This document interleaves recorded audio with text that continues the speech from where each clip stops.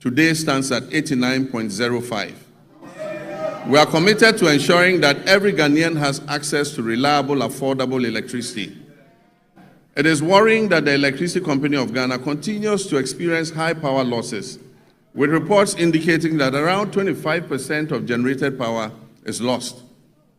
To address this phenomenon and anchor the gains we have made, adopting private sector participation, particularly in billing and collection, is the most effective way to significantly reduce these losses.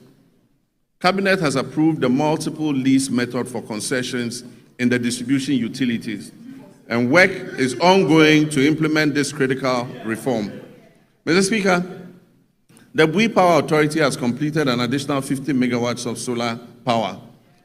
In the distributed solar sector, 30 megawatts was achieved through rooftop installations, bringing our total installed capacity to 250 megawatts of solar, and this represents 5% of renewable energy in our entire generation mix.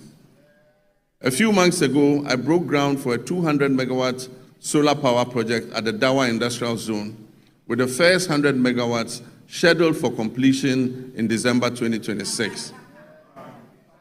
The Ministry of Energy and Green Transitions is constructing 35 mini-grids to serve 47 islands and lakeside communities in the Oti, Savannah, and Bono East regions.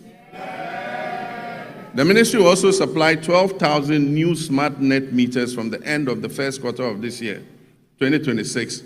And under the off-grid solar home system for public institutions, delivery of materials for the first phase of 350 systems has commenced. It means that public institutions are going to be fitted with solar to reduce their power consumption.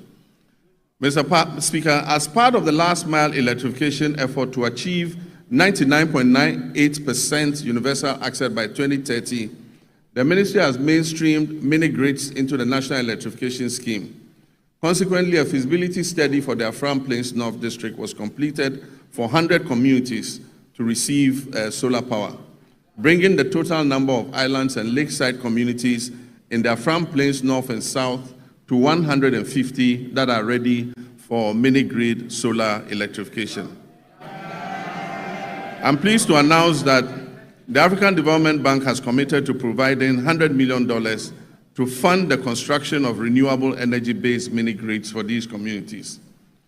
Mr. Speaker, we've signed a memorandum of understanding with the Jubilee and Tenfield partners to commit another $2 billion to additional investment in the Jubilee field. This will include drilling up to 20 new wells, the first wells being drilled in more than 9 years. Mr. Speaker, there's a second memorandum of intent with the OCTP partners, that's ENI and Vitol, to commit $1.5 billion of additional investment in the OCTP field in the Cape 3 Points Block 4 contract area, among others. This agreement will significantly increase Ghana's oil and gas production, thereby enhancing energy security, domestic demand, and infrastructure development. Mr. Speaker, we're on course to revitalize the Ghana Cylinder Manufacturing Company through a strategic partnership with the National Petroleum Authority, Ghana Gas, and the Ghana Commercial Bank. This will boost production, ensure a steady supply of safe LPG cylinders, and strengthen local manufacturing. Mr. Speaker, I'm also pleased to announce to you that Tema Oil Refinery is back.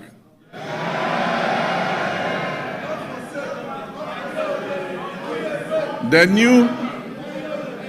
new management of the refinery has successfully completed extensive turnaround maintenance. And I'm pleased to inform you that this August House that for the first time since 2018, the refinery has commenced processing of crude oil into petroleum products again. So, Mr. Speaker, let me assure our countrymen and women that the energy sector reforms continue unabated. I remain fully committed to turning around the sector, strengthening its foundations, and ensuring reliable, affordable, and sustainable energy security for our nation. Mr. Speaker, agriculture remains central to our national renewal. Since January 2025, this administration has embarked on a decisive reset of Ghana's agricultural sector under our Agriculture for Economic Transformation agenda, with the Feed Ghana program serving as the flagship vehicle for implementation. Our objective is clear: to restore food sovereignty, stabilize food prices, reduce import dependence, increase decent jobs, especially for youth, and reposition agric as a strategic growth sector under our 24-hour economy policy.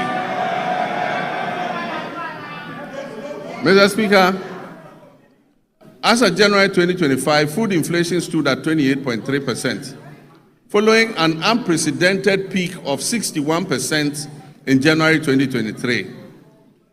This situation placed severe pressure on households and undermined national stability. Today, food inflation has declined significantly to 4.9%, and this has provided relief to Ghanaian families and businesses.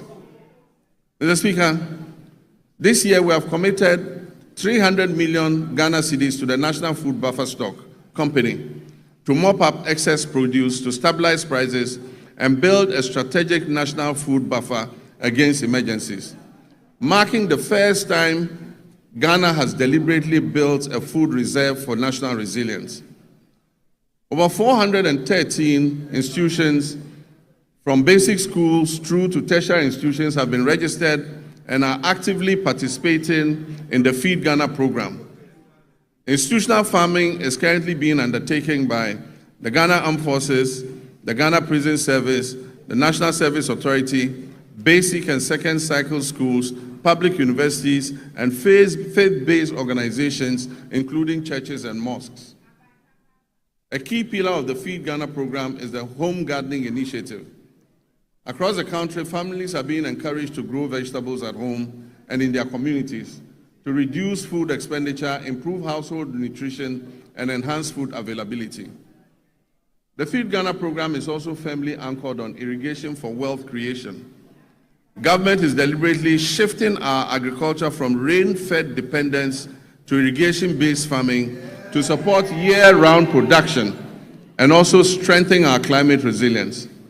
And so over the past months, processes have begun for the following interventions: the construction of 2 new mega dams, the rehabilitation of 8 existing irrigation dams, and the construction of 250 solar-powered boreholes for farming communities and schools across the Northern Belt and Brong-Ahafo regions. In addition, major irrigation schemes, including the Via, Weta, Tanoso, Bong, Ashaman, and Aveime, are undergoing rehabilitation, while new inland valleys covering over 1,300 hectares are being developed to expand rice production. Under the Global Agriculture and Food Security Program, we've launched a 20 million agro-input distribution project to strengthen food and nutrition security across the Northern Savannah Ecological Zone. This project is being implemented in 12 districts across 6 regions, with a target of 50,000 farming households, including 30,000 women and youth.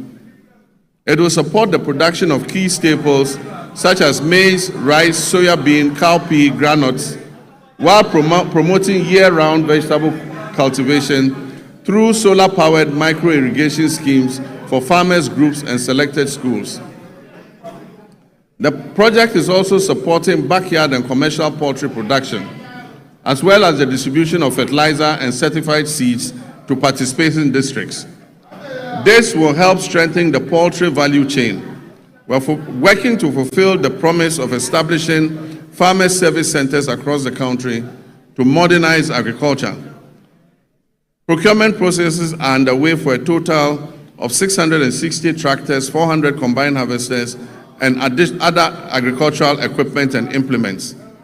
The first 11 farmer service centers will begin construction this year and will provide affordable access to land preparation, harvesting, storage, input supply, extension services, and equipment leasing, especially for smallholder farmers.